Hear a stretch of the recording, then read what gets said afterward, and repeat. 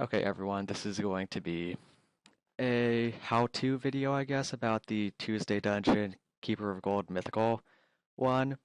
And the Keeper of Gold is used in some pretty high-level evolutions, which kind of necessitates a need to have a good team to clear this dungeon efficiently in case you ever need one.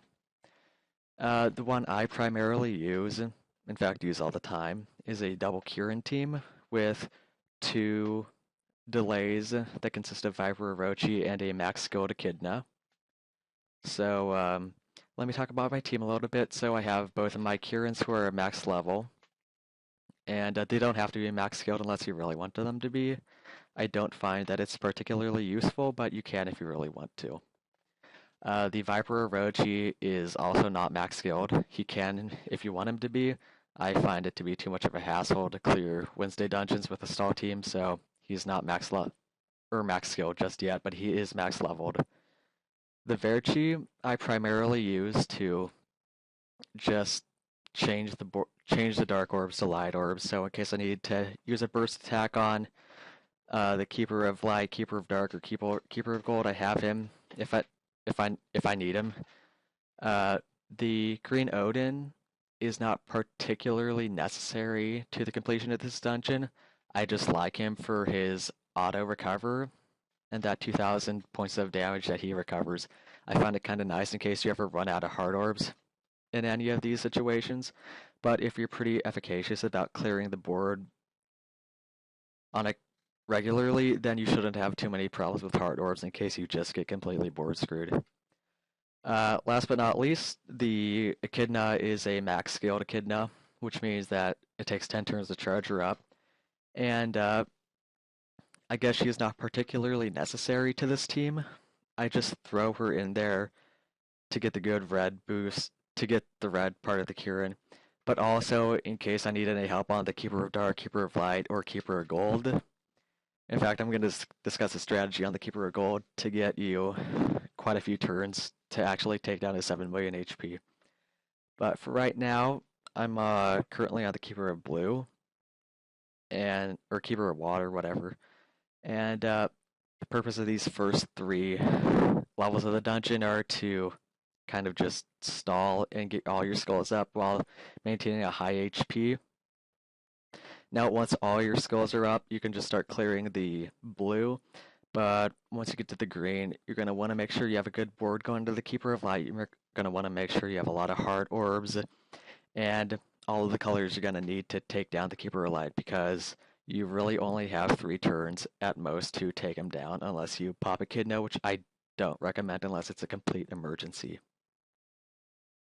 But right now, all of my team skills are up, so I'm going to begin the process of clearing out the Keeper of Water and the Keeper of the Forest, I guess.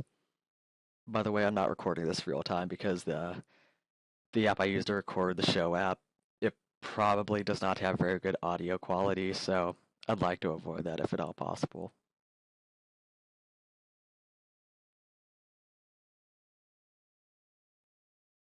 So as you see, I've taken out the Keeper of Water, and we're moving on to the Keeper of Keeper of Forest, or Keeper of Wood, or whatever. And I believe I stall for a few turns to get a good board and to heal myself so I can tank the 17,000 damage surprise attack that the Keeper of Light dishes out.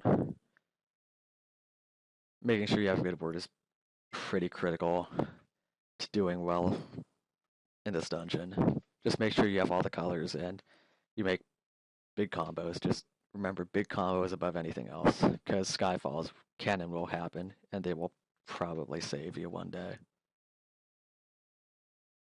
So this takes out the Keeper of Wood, and now we're on to the Keeper of Light.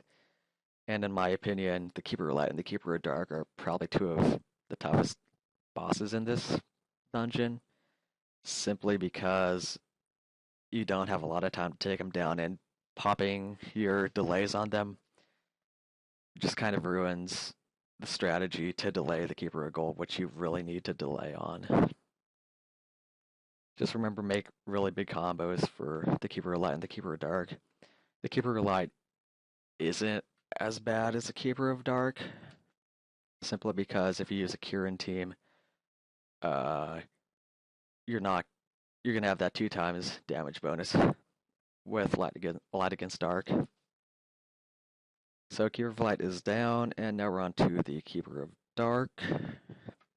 And he isn't too horrible to take down due to that 2 times light damage bonus. And I believe I take him down in 1 or 2 turns here. I think it's 2 turns, but I get him down pretty far on this.